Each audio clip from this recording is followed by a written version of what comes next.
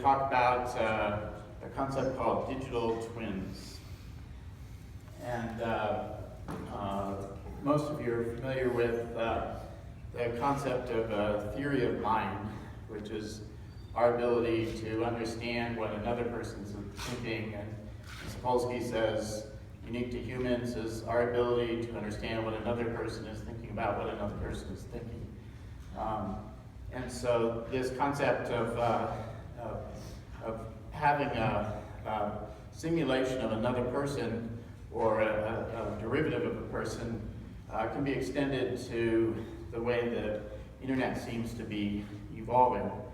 And so this concept of digital twin and what is that of a digital simulation of myself happening in the internet, and what is that? And that term, some people have heard of as a sim or an agent or a record or a file or a dossier or something that is me on the internet in digital form. And what to call this, I kind of like the term digital twin as opposed to simulant or agent or whatnot. And where does that come from? It comes from General Electric. And they use this process to simulate their complex machinery both in digital form as it's running in real life. And so these multi-million-dollar engines, for example, or turbines, they now run a simulation in parallel in digital through the life of the engine on the airplane, going through its various experiences. And the data that's collected from the simulation is both starting with, well, how does it work, but it's adding data as the simulant goes through its life. So an engine that's, for example, on a plane that's flying to the Middle East in hot weather and dusty conditions, you would simulate its regular maintenance would be due on a certain schedule, but if it happened to fly through a sandstorm, it might incur more damage that the sensors would pick up than if it happened to fly off to Switzerland into the snow and rain, which would clean up its systems.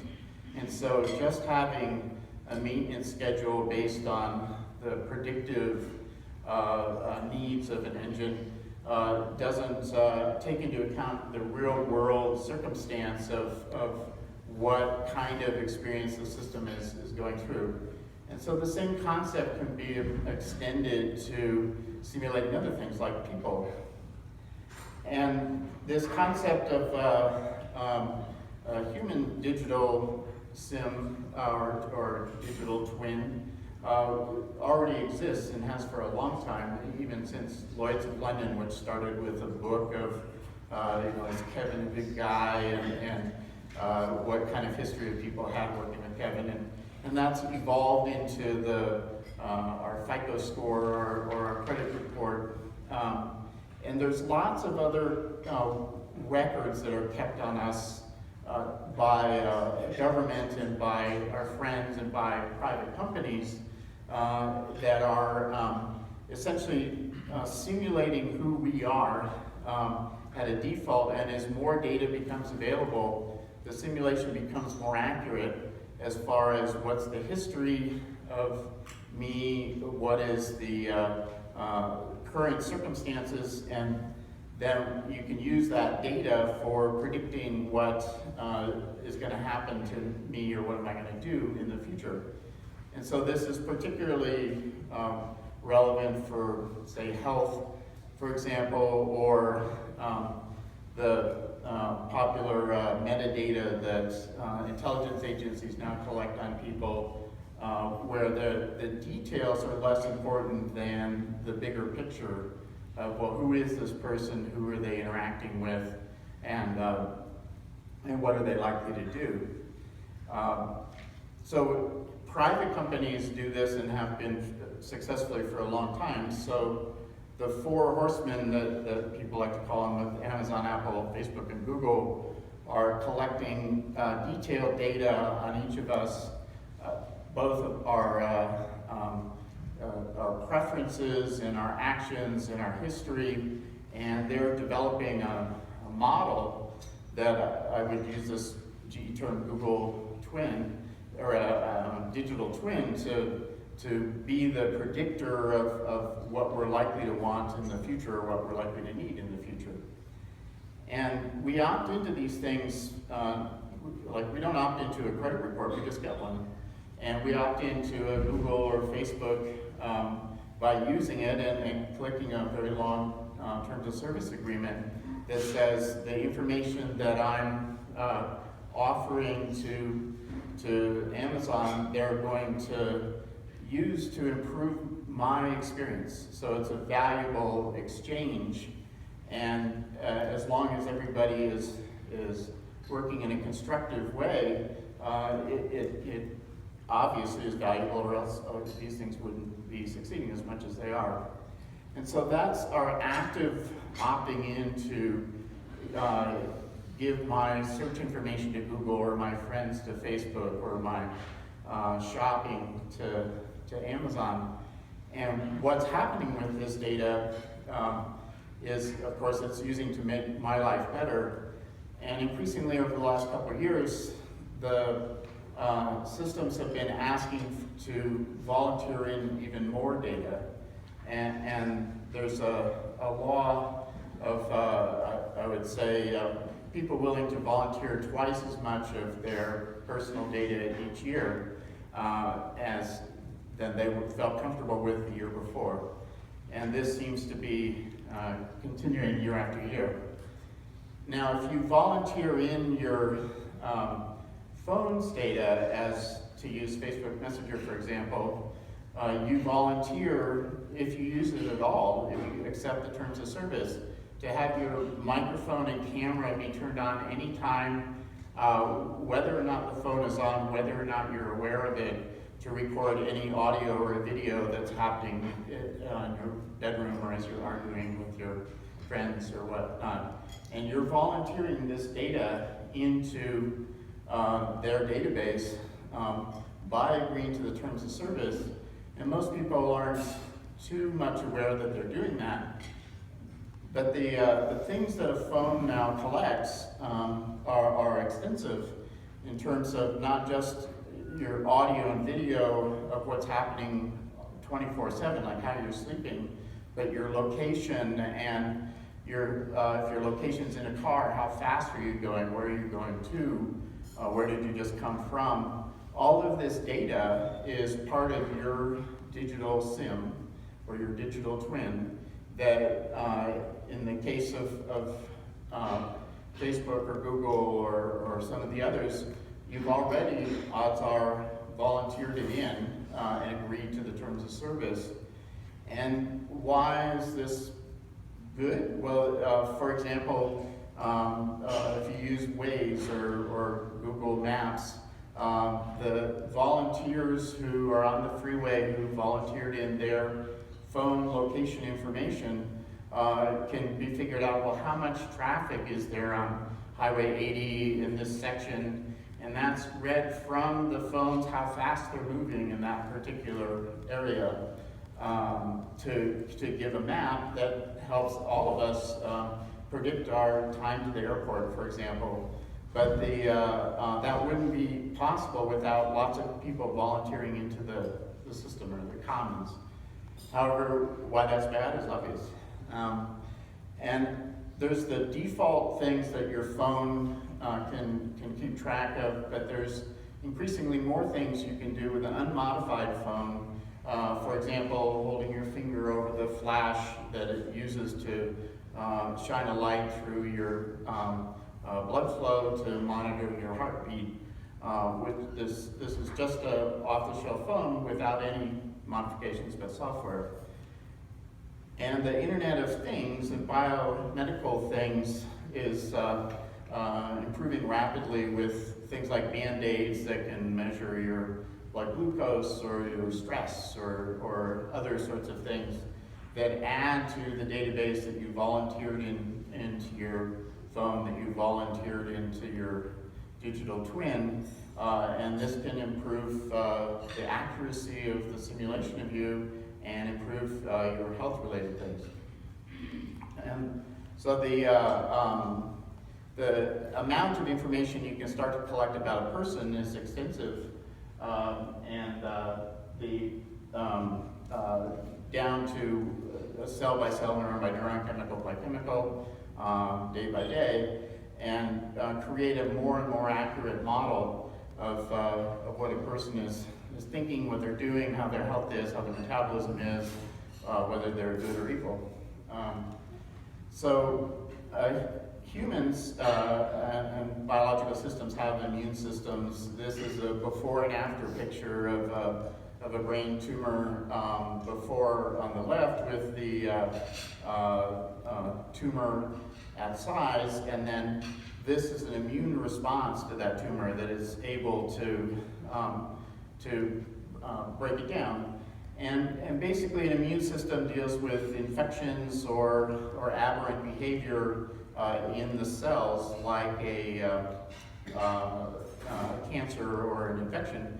And I would suggest that the internet is developing the same characteristic of looking at our digital twin and dealing with an immune response to whether we are behaving like an infectious agent or whether we're behaving like a cancer.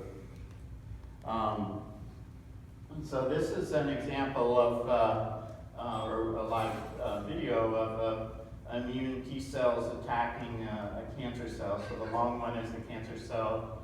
The T cells are recognizing that it's an aberrant thing and basically eating it up. And this is a good thing, whether that's an infectious agent coming in or an aberrant behavior of a cell, which would be a cancer. And so the way an immune response works is there's the first exposure to the aberration and a strong reaction. And that this could be at the level of a human or at the level of, say, a microbe, which where CRISPR comes from, is it's the immune system for microbes. And so there's the initial exposure of what it is that's the risk. Then there's a response to the next exposure, and then there's a long-term memory of how to respond perhaps years later, which is the way immunization and immunity works. And so how do these things figure out, well, what should they respond to and what not? Like, what's private information and what's public information? And that line in biology would, say, be drawn at our cell memories, where what's inside a cell is part of its privacy, and what's sticking to the outside of its cell, intentional or not, is the thing that the immune system may respond to. And so all of these things sticking out might be our shopping habits, our Facebook posts, our travel activity, who we call. And these are, to some extent, sent by the interior genetics of the cell and the interior metabolism. That is, once the genetic actions stick outside, like if this is indicating a cancer cell, the immune system will likely take it out. Or if it's something that indicates a cell that's been infected, again, the immune system might take it out. So the concept of privacy in terms of biology, in terms of immunity, is sort of what's inside the cell is private to that cell, but anything that's sticking out is putting it at risk of being taken out if it's abnormal. If it's normal, of course, it will be not interfered with. And I would suggest this is becoming the same thing on the internet, regardless of regulation or policy or whatnot. And so we have this concept of our digital self and our concept of self, and it brings up the issue of, well, what happens to our digital self when our biological self dies? Does our digital sim go away, or is that our digital twin exist beyond our biological self? And then to wind up with sort of a complicated system where if you look at the internet as a biological creature that has an immune system, the internet is getting increasingly complicated with not just the computers and the phones, but there's all the things, the Band-Aids and the cameras and whatnot that are increasing very rapidly. And a person's ability to keep track of all these things has been exceeded already. And fortunately, the computers are getting smarter and more intelligent about dealing with massive numbers of parallel things. And so as kind of AI gets more able to deal with more things, the friction for us interacting with all the things in the world will go away over time. And so when things are going bad, you can interact with them digitally to shut them off. And what historical nation states have done with kinetic weapons is to actually physically go and take things out in an aggressive way. But also what countries have done is to try and isolate themselves physically and then separate their evil doings from the internet by creating what's called an air gap. So these are the centrifuges in Iran that were subject to the Stuxnet, which was probably the first nation-state-sponsored cyber warfare weapon that was used to destroy something in the physical world using software. And this was a centrifuge facility that was isolated from the internet. Some of the scientists working on it were actually killed in real life, but the objective of the adversaries was to get the system offline. And so there used to be thought security of having an air gap between your system and the internet was a safe way to protect your resources from being attacked from the internet, and this was called an air gap. And one of the ways to get around an air gap is to put the destructive virus on a memory stick and leave it in the parking lot of the place where the people work. And invariably somebody will pick it up, and if it says weight loss or something like that, they'll plug it into their computer to find out what's on it. And as soon as that happens, that virus is inside that air gap network and can go about, in this case, destroying the centrifuges by taking control of the computers that ran them inside the network. And so this was designed very specifically to attack only the industrial control computers inside the centrifuges inside Iran, and was released in 2009, and grew very quickly. The virus was designed to spread very widely across all computers, but specifically designed to only turn on if it was in Iran and only turn on actively if the particular controllers were locally connected to that network. So the virus spread worldwide, but it spread more virulently in Iran, and ultimately it got inside the centrifuge facility, and the virus itself changed the control computers to destroy the centrifuges, but at the same time tell the computers of the operators that all the centrifuges are working just fine, don't worry about anything. And so this was an example of the first cyber warfare weapon that was deployed by a nation state against another nation state, and kind of the beginning of World War I. And so the concept of being able to use software to affect things in the digital world is becoming widespread. The software can be controlling physical assets that can be doing aggressive things in the physical world where it's also software in that sense. So there's a light side and a dark side to all these things, but it's something to digital twins, something to keep in mind. Thank you. One question, but maybe you can hold the response because we're actually out of time. Just put questions out there. Okay, as a statement really rather than a question, World War II has now begun. You may know that we taught the Iranians how to use it. They've now started attacking Saudi Arabia. Saudi Arabia set up some fake ghost power stations, which the Iranians cyber warfare systems identified real power stations and has taken them out. And they've been very surprised to find that the grid in Saudi Arabia has not changed. So World War II is happening now. Well, a web war maybe lasts a decade and involves a lot of things, but the concept of using software to do damage in the physical world that's more severe than damage caused by kinetic weapons is clearly already happening.